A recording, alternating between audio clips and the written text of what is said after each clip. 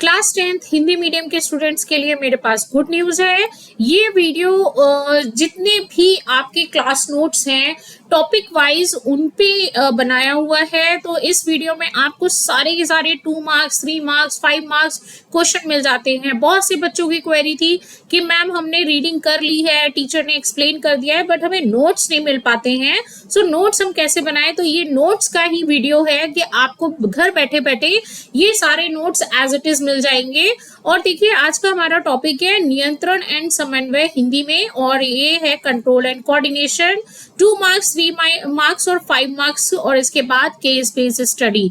देखिए आपकी कोई भी बुक चल रही होगी, रेफरेंस बुक कोई भी होगी, लेकिन आपके जो क्वेश्चंस आते हैं ना वो आते हैं एनसीईआरटी के से ही लिए हुए सारे के सारे। तो उसको मिस मत करना। और अगर आपको यही पूरे नोट्स अगर पीडीएफ फॉर्म में चाहिए जिसको आप डाउनलोड और प्रिंट आउट करना चाहते हैं तो आप आइए टेलीग्राम चैनल। टेलीग्राम आपको देखिए डाउनलोड करना पड़ेगा और उस पे मिलेगा आपको bio prep. Okay, bio prep के नाम से एक चैनल है, ये मेरा ही है। इस पे आपको सारे के सारे वीडियोस हिंदी में पीडीएफ टॉपिक वाइज हिंदी में भी मिल जाएगा, जिसको आप प्रिंट आउट करा के रख सकते हो। और रखना ही नहीं है, याद भी करके चलना है। ओके, तो चलिए मैं जल्दी से प्रैक्टिस शुरू कराती हूँ। प्रैक्टिस क्या, आपको सारे के सारे नोट्स ही मैं बता देती हूँ, कौन से क्वेश्चंस किस टाइप से आते हैं और कितने मार्क्स के आते हैं। ओके, और इसके लिए चैनल को लाइक शेयर सब्सक्राइब करना मत भूलना। शेयर जरूर करना अपने दोस्तों के साथ ताकि उनको भी थोड़ा सा बेनिफिट मिल सके। और मेरी जो भी हार्ड वर्क मैंने किया उसको लाइक करना मत भूलना। चैनल को जल्दी से सब्सक्राइब करो। फटाफट आगे बढ़ते हैं। ये है पार्ट 1। 2 मार्क्स के क्वेश्चंस जो है ना वो हैं कौन कौन से। देखिए पहला है नियंत्रण और समन्वय से क्या तात्पर्य है, मतलब कंट्रोल और कोऑर्डिनेशन का मीनिंग क्या होता है। तो आपको देखिए आप अगर हिंदी मीडियम में भी हो ना तो बच्चों आप ना कोशिश करो कि जितने भी आप टर्म्स अगर लिख सकते हो, जैसे ये गतिविधियां लिखा हुआ है, गतिविधियों को क्या बोलते हैं, एक्टिविटी। ठीक है, तो अगर आप हिंदी मीडियम के भी हो लेकिन आप बोर्ड एग्जाम में थोड़ी सी भी इंग्लिश यूज करते हो ना तो आपके मार्क्स बेटा कोई नहीं कट करेगा। ओके, बट मैं तो ये कह रही हूँ जितने भी स्पेसिफिक टर्म है ना, जैसे आपका चैप्टर है उसी का नाम है कंट्रोल और कोऑर्डिनेशन, तो आप उसको प्लीज इंग्लिश में ही डिक्टेट करो। क्योंकि देखिए अभी आप चाहे हिंदी मीडियम में हो लेकिन अगर आप आगे चल के किसी भी कंपटीशन में बैठोगे ना तो आपको वहां पे ना इंग्लिश में ही आंसर देना पड़ेगा, इंग्लिश में ही समझना पड़ेगा। तो जितनी कोशिश हो सके उतना आप इंग्लिश के टर्म्स को भी समझना शुरू करिए, लिखना शुरू करिए। ओके, सो यहाँ पे देखो पहला क्वेश्चन था हमारा कंट्रोल और कोऑर्डिनेशन का मीनिंग क्या है। दूसरा क्वेश्चन है स्टिमुलस यानी कि उद्दीपन क्या है, और इसके 2 उदाहरण दीजिए। देखो ये क्वेश्चन ना 2 मार्क्स में आते हैं और आपको 2 मार्क्स में इतना ही लिखना है, इससे ज्यादा नहीं लिखना। मैं अभी भी शॉर्ट बोल रही हूँ कि इसमें से अगर आपने ये पूरा याद कर लिया ना तो आपका पूरा चैप्टर कवर है। दूसरा, इससे ज्यादा लिखने की आपको जरूरत नहीं है क्योंकि ऑलरेडी ये मार्क्स वाइज डिवीजन है। तो आपको 2 मार्क्स में अगर 3 पेज भी भर दोगे ना तो भी बेटा 2 ही नंबर मिलेंगे। तो इससे ज्यादा कोशिश मत करना लिखने की। ठीक है, 2 मार्क्स का है, 3 मार्क्स का भी अभी मैं बताऊंगी और 5 मार्क्स का भी बताऊंगी कि कैसे लिखना है। ओके, सो ये रहा 3rd नंबर, प्रतिवर्ती क्रिया रिफ्लेक्स एक्शन। ठीक है, ये क्या होता है? तो यहाँ पे देखिए पूरा आंसर लिखा हुआ है, आपको बस 2 मार्क्स में इतना ही आंसर लिखना है। फिर है रिफ्लेक्स आर्क क्या होता है। ठीक है, तो यहाँ पे ये जो है ना जिस आगे आप एक से प्रतिवर्ती चाप, अगर आप इसको प्रतिवर्ती चाप नहीं लिख के आप रिफ्लेक्स आर्क ही लिख रहे हो तो भी कोई प्रॉब्लम नहीं है बेटा, क्योंकि जो एग्जाम पेपर आएगा ना आपका वो भी बाइलिंगुअल ही आएगा, दोनों में ही आता है। तो आप वहां पे ये चीजें लिख सकते हो। ओके, नेक्स्ट है न्यूरॉन क्या है। न्यूरॉन आपको भी पता है न्यूरॉन क्या है, तो आप इसको न्यूरॉन में आपको ये लिखना है। फिर न्यूरॉन्स के पार्ट्स दिए हुए हैं, बस इतना ही लिखना है। ओके, क्योंकि ये 2 मार्क्स का है। फिर आता है संवेदी न्यूरॉन और मोटर न्यूरॉन, यानी कि सेंसरी और मोटर न्यूरॉन में डिफरेंस क्या है। तो ये आपका आंसर दिया हुआ है, आप नोट डाउन करते जाइए साथ साथ, और अगर नहीं हो पा रहा है तो इसको रिवाइज कर करके आप देख सकते हो और नोट डाउन कर सकते हो। नेक्स्ट है 7th क्वेश्चन, सिनैप्स क्या है। देखो सिनैप्स बोलते हैं ना जो बीच में एक तरीके का ज्वाइनिंग पॉइंट बनता है, उसके बारे में पूछ रहे हैं। तो 2 मार्क्स में आपको इससे ज्यादा नहीं लिखना है। मानव मस्तिष्क के यानी कि ह्यूमन ब्रेन के कितने भाग होते हैं, पार्ट कितने होते हैं, तो आप ऐसे लिख सकते हो। और आप ये भी लिख सकते हो, ये भी लिख सकते हो। हाँ, एक और इम्पॉर्टेंट चीज है कि बेटा जब भी आप कोई चीज लिख रहे हैं ना साइंटिफिक टर्म में, कोई नया टर्म आया है जैसे सिनेप्स लिखा हुआ है, तो आप क्या करो, अपनी एक पेंसिल लो और पेंसिल से ऐसे टर्म को ना अंडरलाइन कर दिया करो। क्योंकि देखो जो चीजें आपको ना आपकी कॉपी एग्जामिनर के पास जा रही है, तो एग्जामिनर को भी तो अच्छा फील होना चाहिए कि देखो बच्चे ने कितना साफ साफ सुंदर सुंदर लिखा है। ठीक है, तो बस ये कुछ पैटर्न्स होते हैं कि जिससे आपकी कॉपी और अच्छी लगे। अब जैसे ये है ना मुद्रा और संतुलन, आप इसको ना अंडरलाइन करके लिख सकते हो। ठीक है, गति का समन्वय करना यानी कि काइनेटिक्स को, जो भी स्पीड है उसको कंट्रोल करना या कोऑर्डिनेट करना। ठीक है, तो आप इस तरह से लिख सकते हो। सेरेब्रम के 2 कार्य लिखिए, मेडुला के कार्य लिखिए, और ये स्पाइनल कॉर्ड मेरुरज्जु के 2 कार्य लिखिए। तो आप इस तरीके से ये आपके 3 क्वेश्चंस और भी तैयार हो गए। ओके, नेक्स्ट है पादप हार्मोन्स क्या है, यानी कि प्लांट्स हार्मोन्स क्या है। तो आपको ये 2 मार्क्स में सिर्फ हार्मोन्स के नाम देने हैं, आपको एक्स्ट्रा नहीं लिखना है। आप कितना भी एक्स्ट्रा लिख लोगे ना तो भी आपको मिलेंगे 2 मार्क्स ही। आप ये चीज ध्यान में रखो। ओके, ऑक्सिन का क्या काम होता है, ये अलग अलग क्वेश्चंस भी पूछे जा सकते हैं, तो करना मत भूलना। ऑक्सिन का काम क्या होता है, भाई ये रहा ऑक्सिन। ठीक है, ग्रोथ में इलोंगेशन में वर्क करता है। और फिर ये आता है फोटोट्रोपिज्म क्या है। तो ये सारे क्वेश्चंस देखो, क्वेश्चंस की लैंग्वेज चेंज हो सकती है। ठीक है, लेकिन आपको आंसर बेटा वही लिखना है। ठीक है, क्वेश्चन अलग अलग लैंग्वेज में आ सकता है, लेकिन डिमांड क्वेश्चन की यही रहेगी, इससे हट के क्वेश्चंस नहीं आएंगे। आप अभी भी लिख के ले लीजिए, गारंटीड मेरे से इससे बाहर क्वेश्चन नहीं आएंगे, क्योंकि ये पूरा चैप्टर से कवर किए हुए ही बनाए हुए हैं।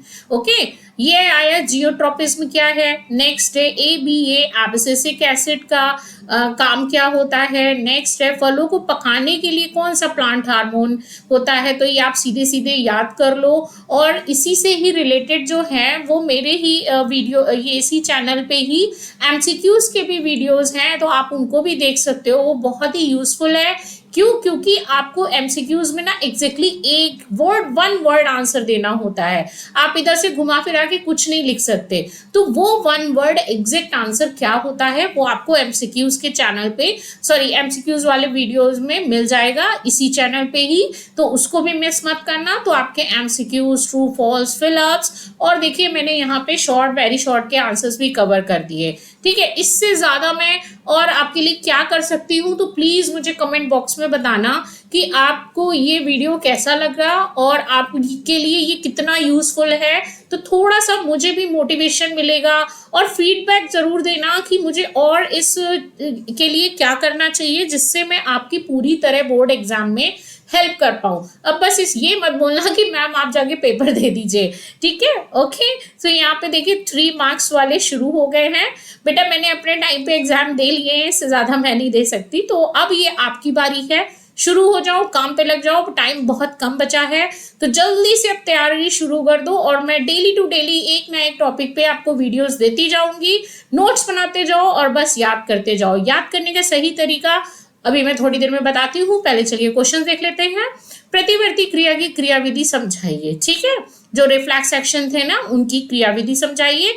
अब आपको ये फ्लो चार्ट आप बना सकते हो। बहुत इंपॉर्टेंट होता है फ्लो चार्ट बनाना 3 मार्क्स में। अगर फ्लो चार्ट बना रहे हो स्टार्टिंग में और फ्लो चार्ट को ही एक्सप्लेन कर रहे हो, तो आपको 3 मार्क्स फुल्ली मिलते हैं, कहीं नहीं गए। नेक्स्ट है प्रतिवर्ती क्रिया और ऐच्छिक क्रियाएं में क्या अंतर होता है। ऐच्छिक क्रियाएं यानी कि वॉलेंट्री एक्शंस जो होते हैं ना, इनवॉलेंट्री और वॉलेंट्री, उनको पूछा गया है। तो आप ये भी अपने लैंग्वेज में लिख सकते हो। ओके, बट ये कि आपको साइंस के टर्म मिस नहीं करने हैं। आप इनमें से कोई भी टर्म इधर, मतलब जो लाइन है वो इधर से उधर लिख सकते हो, बट आपको जो टर्म्स है ना वो प्रॉपर यूज करने हैं। नेक्स्ट है न्यूरॉन में तंत्रिका आवेग कैसे संचरित होता है। इससे ज्यादा क्वेश्चन मैं अभी भी बोल रही हूँ, कहीं नहीं मिलेंगे, और ये क्वेश्चंस बहुत ही इंपॉर्टेंट है। किसी भी तरीके से किसी भी अलग लैंग्वेज में आ सकते हैं। फिर आता है फोर ब्रेन, मिड ब्रेन और हाइंड ब्रेन, यानी कि अग्र, मध्य और पक्ष के मस्तिष्क के कार्य लिखिए। तो ये अलग अलग दिए हुए हैं। देखो ये अग्र मस्तिष्क का है यानी कि फोर ब्रेन, फिर ये रहा मिड ब्रेन और फिर ये रहा आपका हाइंड ब्रेन। ओके, नेक्स्ट है शरीर में ग्राही का क्या महत्व होता है, मतलब रिसेप्टर्स क्या काम करते हैं।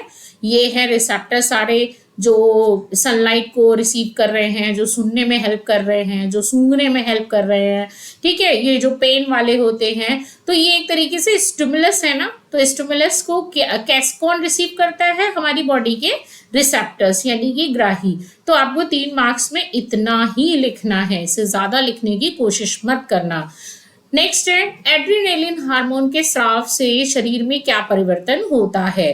ठीक है, एड्रेनालिन के स्राव से क्या होता है भाई। एड्रेनालिन कब रिलीज होता है, जब हम किसी डेंजर कंडीशन में होते हैं, शॉक की कंडीशन में होते हैं, हमने अपने सामने कोई एक्सीडेंट देख लिया, हमने अपने सामने कोई भूत देख लिया, भूत होते नहीं है, ठीक है, हमने अपने सामने भूत देख लिया, तब क्या रिलीज होता है, एड्रेनालिन। तो बस आपको वही चीजें सोच समझ के लिखनी है। तो अब आता है नेक्स्ट हमारा थायरॉक्सिन हार्मोन का क्या कार्य है। अपनी कॉपी में हैंडराइटिंग जितनी अच्छी लिखोगे ना, उतना ही आपको अच्छे मार्क्स मिलेंगे। अगर कभी कभी होता है, देखो बेटा एग्जामिनर एक तरीके का नहीं होता, अलग अलग मूड के इंसान बैठे होते हैं वहां पे। तो अगर आपकी हैंडराइटिंग अच्छी है तो कभी कदार ना आपको अच्छे मार्क्स मिल जाते हैं, अगर आपने कंटेंट थोड़ा कम भी लिखा है। लेकिन अगर हैंडराइटिंग गंदी है और कितना भी पेज भर लो तो भी ना, मतलब अच्छा नहीं लगता ना कि पेपर है सामने और कितना गंदा गंदा लिखा है, हमें बहुत टाइम लग रहा है उसको समझने में, तो एग्जामिनर वैसे ही इरिटेट होके ही कभी कभी मार्क्स भी कट कर लेते हैं। तो अपनी कॉपी जितना हो सके नीट एंड क्लीन रखिए, डायग्राम्स अच्छे से बनाओ। ओके, नेक्स्ट है आयोडीन हमारे भोजन में क्यों आवश्यक है। आयोडीन की जरूरत क्या होती है, तो ये सारे आंसर्स लिखे हुए हैं, आप इनको नोट डाउन करो और इनको याद करो। अगर आपको 3 मार्क्स में पूछा जा रहा है तो एटलीस्ट आपको 5 पॉइंट लिखने जरूरी है। ओके, नेक्स्ट है इंसुलिन का कार्य क्या है, काम क्या होता है और ये कहाँ बनता है। इंसुलिन कहाँ बनता है, मतलब आपको पूछा जा रहा है कि इसका प्रोडक्शन कहाँ से शुरू होता है। अगर आपको पता है तो आप ये भी टर्म्स लिख सकते हो। और ये रहे इसके पॉइंट और ये हैं इसके फंक्शंस। ओके, नेक्स्ट है पौधों में प्रकाशनानुवर्तन को कैसे समझाइए, मतलब को समझाइए, यानी कि फोटोट्रोपिज्म को समझाइए। जो आप इसको ना फोटोट्रोपिज्म लिख सकते हो, ये पॉजिटिव फोटोट्रोपिज्म है। आप इसको जो हिंदी में लिखा हुआ है उसको पॉजिटिव फोटोट्रोपिज्म लिख के और अंडरलाइन करो पेंसिल से। ओके, और अगर आपकी टीचर ने बोल रखा है तो बेटा आप पेंसिल कलर यूज कर सकते हो, बट वो रेड, ग्रीन, ब्लू, ब्लैक आप नहीं यूज कर सकते।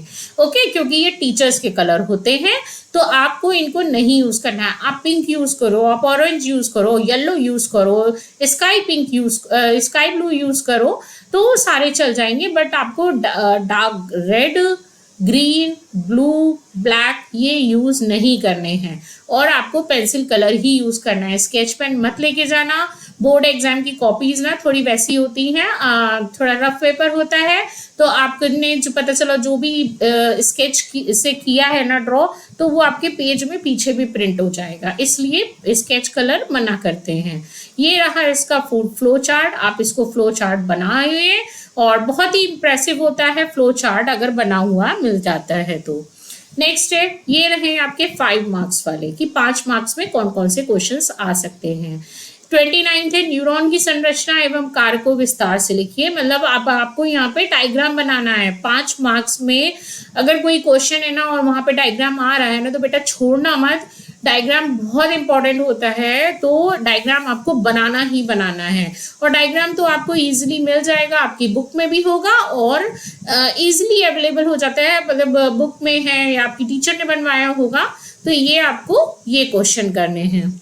नेक्स्ट है प्रतिवर्ती चाप को उदाहरण सहित समझाइए। देखिए अभी वहां पे क्या पूछा गया था कि रिफ्लेक्स आर्क क्या होता है, सिर्फ इतना 2 या 3 मार्क्स में, बट जब 5 मार्क्स में बोल रहे हैं ना, तो आपको ये वाला पूरा समझाना पड़ेगा। ये जो आर्क वाला डायग्राम है ना, ये पूरा समझाना पड़ेगा कि न्यूरो सेंसरी से मोटर, मोटर से न्यूरॉन के बीच में जो आर्क बनता है, तो ये पूरा आपको बताना पड़ेगा। देखो stimulus, receptor, sensory neuron, spinal, motor, effector और फिर रिस्पॉन्स। ठीक है, तो ये ना घूम फिर के वापस से, लेकिन ये जब ज्वाइन होता है ना तो एक तरीके का ये आर्क बनाता है। ठीक है, तो इसी को बोलते हैं और पूरा आपको इस तरह से एक्सप्लेन करना है। नेक्स्ट है मानव मस्तिष्क के विभिन्न कार्यों भागों और उनके कार्यों का वर्णन कीजिए। तो देखिए भाग तो आपको पीछे भी पूछे गए हैं, लेकिन उनके कार्यों को भी वर्णन करना है। तो आप फोर ब्रेन है, फोर ब्रेन का डायग्राम बना सकते हो। और एक चीज और, जब भी आप डायग्राम बनाओगे ना तो उसकी लेबलिंग ना हमेशा राइट साइड करोगे। ओके, राइट साइड करने के बाद कभी भी ये जो लाइंस है ना, ऐसा नहीं कि एक लेबलिंग यहाँ कर रहे हो, एक लेबलिंग यहाँ कर रहे हो, तो ये नहीं होना चाहिए। ये गलत तरीका है। ये जो लाइंस है ना, ये कभी भी आपस में ओवरलैप क्रॉस नहीं करनी चाहिए। तो इजीली आप इसको उससे कर सकते हो, ऑरेंज से या अपनी पेंसिल से ही करो, कभी गलत नहीं होगा, कभी कोई नंबर नहीं काटेगा। ओके, सो ये रहा आपका 5 मार्क्स क्वेश्चन। नेक्स्ट है, पौधे विभिन्न उद्दीपनों के प्रति कैसे प्रतिक्रिया करते हैं। अब ये वो आया गया फोटो रिसेप्टर वाला, ग्रेविटी वाला, वाटर वाला। ठीक है, तो किस तरीके से रिसेप्टर्स रिसीव करते हैं और किस तरीके से हम एक्शन और रिएक्शन करते हैं, उनके बारे में, स्टिमुलस के बारे में पूछा गया है। नेक्स्ट है, प्रमुख पादप हार्मोन और उनके कार्य समझाइए, यानी कि प्लांट हार्मोन और उनके फंक्शन को बोला गया है। तो ये हैं आपके प्लांट हार्मोन और ये हैं उनके सारे फंक्शन। देखो बेटा 5 मार्क्स में है, तो आपको ना कभी भी डिफरेंस पूछा जाए ना, तो डिफरेंस या फंक्शन है तो आप एक एक करके अलग अलग पैरा में लिखिएगा। ठीक है, मतलब जैसे आपने ये ऑक्सिन का लिख लिया और ऑक्सिन के सामने ये पूरा कंटेंट लिख गया, फिर आप एक लाइन छोड़ के ना ही दूसरा ही लिखिएगा। ऐसे ना साथ साथ लिख लोगे ना, यहाँ पे तो देखिए पीडीएफ है, बट आपको कॉपी में कैसे लिखना है, एक लाइन छोड़ के ही लिखना है। थोड़ा सा ना कॉपी को नीट और क्लीन रखो। कॉपी के पैसे नहीं पड़ रहे हैं, कॉपी के लिए कोई टैक्स नहीं लग रहा है, तो प्लीज आप ऑलरेडी फीस सबमिट कर चुके हो, तो जितनी चाहे उतनी कॉपी भरो। ठीक है, तो कोई मना नहीं करेगा, लेकिन अपने कंटेंट से भरना। ये सॉरी और ये वो गंदे गंदे जो लिखते हैं ना बच्चे, पोयम और ये सब चीजें, वो नहीं लिखनी है। आंसर लिखना है प्रॉपर नीट एंड क्लीन तरीके से, और एक प्रॉपर पैटर्न बना के कि हाँ कि देखो बच्चे ने कितना अच्छे से लिखा हुआ है, मन खुश हो जाए एग्जामिनर का देखते ही आपकी कॉपी। नेक्स्ट है, मनुष्य में हार्मोनल समन्वय का उदाहरण से ही समझाइए, मतलब जो हार्मोनल कोऑर्डिनेशन होता है ना उसको समझाना है। तो आपको क्या करने हैं बेटा, ये अलग अलग आपको हार्मोन्स देने हैं और ये रहे इसके फंक्शन। अब यहाँ पे तो ये इस तरह से लिखा हुआ है क्योंकि ऑलरेडी मैं पीछे दे चुकी हूँ, तो यहाँ पे आपको क्या करना है, आप 5 मार्क्स का है तो इसको थोड़ा सा इलैबोरेट करके लिख सकते हो, कोई कुछ नहीं कहेगा। ओके, नेक्स्ट है, तंत्रिका समन्वय और हार्मोनल समन्वय, न्यूरो कोऑर्डिनेशन और हार्मोनल कोऑर्डिनेशन में डिफरेंस बताइए। तो जब भी आपको बेटा डिफरेंस पूछा जाए, हमेशा यूं लाइन बना के ही करना है।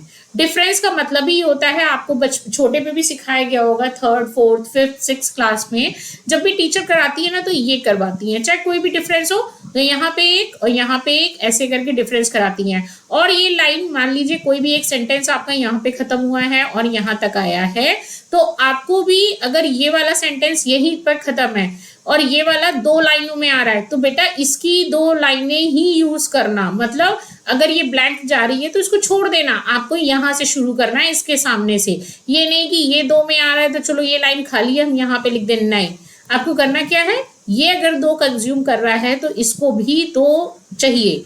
ठीक है, नेक्स्ट वाला यहाँ से शुरू करिए। लिखने के तरीके होते हैं बेटा, ठीक है, आपको करना है ऐसे ताकि आपकी कॉपी और अच्छी लगे। अब यहाँ पे नेक्स्ट है, मानव शरीर में मुख्य अंतरास्रावी यानी कि हार्मोनल ग्लैंड्स, हार्मोन और उनके कार्यों को समझाइए। ये देखिए मैंने शॉर्ट में लिखा हुआ है, आपको इसको एलाबरेट करके लिखना है। ओके, पिट्यूटरी कैसी है, ग्रोथ हार्मोन प्रोड्यूस करती है और किस किस को कैसे कैसे काम करती है वृद्धि एवं विकास में, तो इसको थोड़ा सा एलाबरेट करके लिखना है। 5 मार्क्स का है तो करना ही पड़ेगा आपको। ओके, नेक्स्ट है, ये है केस स्टडी। मतलब केस स्टडी आपको ना एक केस में बताते हैं कि ऐसी ऐसी सिचुएशन है और उन्होंने कुछ सेंटेंस लिख दिए, ठीक है, मान लीजिए, अब वो उन्हीं सेंटेंस पे आपको क्वेश्चन बना के फिर आपसे आंसर पूछता है, तो ये भी आपको आना चाहिए और एग्जाम में आता भी है। एक विद्यार्थी गलती से गर्म वस्तु को छू लेता है और तुरंत अपना हाथ पीछे कर लेता है, तो अब आपको इसी सेंटेंस पे ही क्वेश्चंस पूछेंगे। किस प्रकार की क्रिया है, क्रिया का प्रमुख केंद्र कौन है, ग्राही से देने में कौन संदेश देता है, कौन लेके आता है, ठीक है, तो इसी पे ही, इसी को बोलते हैं केस स्टडी क्वेश्चंस। नेक्स्ट है, प्लांट हार्मोन, एक पौधे को खिड़की के पास रखा गया है, कुछ दिनों बाद उसका तना प्रकाश की ओर झुक गया, तो उसके बाद ये सारे क्वेश्चंस हैं, तो आपको इनका आंसर देना है। नेक्स्ट है, एक व्यक्ति अचानक किसी डरावनी परिस्थिति का सामना करता है, तो आपको पता है फ्रीट एंड फाइट और फ्लाइट वाला हार्मोन कौन सा है, एड्रेनालिन, तो आपको उसी के बारे में लिखना है, ठीक है, सोच समझ के। तो इसमें ज्यादा ये नहीं कि आप कम लिखो या ज्यादा लिखो, but to the point answer देना होता है। और अगर ये चेक करना है तो आप एमसीक्यूज का वीडियो देख सकते हो बेटा, उसमें सारी चीजें दी हुई हैं और मैंने अच्छे से एक्सप्लेन किया हुआ है, आप वो देख के ही समझ जाओगे, ठीक है। देखो, चैप्टर में डायग्राम की प्रैक्टिस जरूरी है क्योंकि ये बेस्ड है, डायग्राम इसमें बहुत सारे हैं। न्यूरॉन का वेल लेबल्ड होना चाहिए, रिफ्लेक्स आर का मैंने आपको ऑलरेडी बताया, ह्यूमन ब्रेन का डायग्राम करना है, एंडोक्राइन ग्लैंड से करना है। जैसे मान लीजिए आपको पिट्यूटरी या थायराइड वगैरह पूछ रहे हैं, तो आपको थायराइड पता होना चाहिए, बटरफ्लाई शेप्ड ऐसे होता है, और पेंक्रियास ऐसे होती है, तो इस तरीके से आपको वहां पे बनाना है। फोटोट्रोपिज्म क्या होता है कि एक प्लांट दिखा दिया और यहाँ पे सन दिखा दिया, तो प्लांट ना सन की ओर झुका चला जा रहा है, प्लांट का मूवमेंट यही शो करना है आपको। फोटोट्रोपिज्म, जियोट्रोपिज्म जो भी दिखाना है वो इसी तरह दिखाना है। ये हैं कुछ प्रीवियस ईयर क्वेश्चंस जो ऑलरेडी आ चुके हैं, तो मैंने इसीलिए, क्योंकि आप लोग मानते नहीं हो ना कि अरे मैम तो ऐसे ही बोल रही है, नहीं बेटा, ये आ चुके क्वेश्चंस हैं, तो आप इनको प्लीज एक बार रिवाइज जरूर करना। ये आप ही की जो आप लोग क्वेश्चन बैंक वगैरह खरीदते हो ना, तो ये उन्हीं से ही रिलेटेड है, मैंने कहीं और किससे नहीं रखे हैं, ये सबका समराइज फॉर्म है और यहाँ पे इसी तरीके से ही क्वेश्चंस आते भी हैं। ये रहे और भी क्वेश्चंस कि क्या होता है क्या नहीं है। अब इसमें ना आपको कितना लिखना है, तो बेटा ये जितना भी कंटेंट है ना सफिशिएंट है, आपको इससे बाहर कोई भी क्वेश्चन नहीं आएगा। अगर वो आता भी है तो होगा इन्हीं में से, थोड़ा सा लैंग्वेज चेंज कर सकते हैं, घुमा फिरा के दे सकते हैं। तो ये है 5 मार्क्स के बहुत जरूरी वाले जो आपको कर लेने चाहिए, और ये सारे के सारे यहाँ पे दिए हुए हैं। मैंने आपको बोला ना कि बेटा लैंग्वेज चेंज हो सकती है बट कंटेंट पूरा यही रहेगा, तो इनको करना मत भूलिएगा। और मैं इनको याद कैसे करना है, देखो बेटा, देखिए हम लोग क्या करते थे हमारे टाइम पे, जब हमने याद किया ना, तो आपकी क्लास में कोई भी जैसे बच्चे हैं, आपके फ्रेंड्स हैं, जो भी क्लासमेट्स हैं, आप उनका एक एक नाम रख दो, ठीक है। मतलब ये बहुत अच्छी ट्रिक है और काम भी करती है। मैं अपनी फ्रेंड को अपने उसके नाम से नहीं बुलाती थी, या वो मुझे मेरे नाम से नहीं बुलाती थी, हम लोग रख देते थे पिट्यूटरी, ठीक है। आप ये समझो जो फ्रेंड आपकी ज्यादा डरी रहती है उसका एड्रेनालिन रख दो, और उसके काम भी आपको पता रहेंगे ये डरती बहुत है, याद आ जाएगा आपको पिट्यूटरी रखना है। जो आपके में बहुत समझदार है, जिसका ब्रेन बहुत अच्छा काम करता है, उसका नाम पिट्यूटरी रख दो, आपको पता होना चाहिए पिट्यूटरी ब्रेन में होती है, ठीक है। ग्रोथ जो अपना क्लास वर्क अच्छे से पूरा कर लेता है, ठीक है, आपके लिए बहुत ही प्रोडक्टिव है, उसका ग्रोथ हार्मोन का रख दो, ठीक है। तो इस तरीके से आप याद कर सकते हो दूसरों के नाम। बायोलॉजी के टर्म्स मतलब ऐसे ही लर्न किए जाते हैं, ठीक है। इसके लिए कोई अलग से कोई रॉकेट साइंस नहीं है बेटा। ये देखिए सबका अलग अलग ब्रेन होता है, आप चाहे घर के सामान में उसको रिलेट कर लो, चाहे अपने दोस्तों में रिलेट कर लो, चाहे अपने फैमिली मेंबर्स में रिलेट कर लो, लेकिन आपको ये रिलेट करके जब तक नहीं पढ़ोगे ना अपने सराउंडिंग से, तब तक ये याद नहीं होंगे। तो और अगर आपको इसमें और भी इम्प्रूवमेंट कुछ भी करना है तो प्लीज मुझे कमेंट बॉक्स में बताओ कि मैम ये आपको ये प्लीज हमें ये प्रोवाइड करा दीजिए, तो मैं पूरी तरह से आपकी हेल्प करने को तैयार हूँ बच्चा। बस आपको करना है, नोट डाउन करना है, लर्न करना है, और मेरे वीडियो को शेयर और लाइक सब्सक्राइब करना है, ठीक है। बस इससे ज्यादा और कोई काम नहीं है। So thank you so much, धन्यवाद फॉर वॉचिंग दिस वीडियो, और अगले वीडियो में मिलते हैं फिर से नए टॉपिक के साथ। Thank you.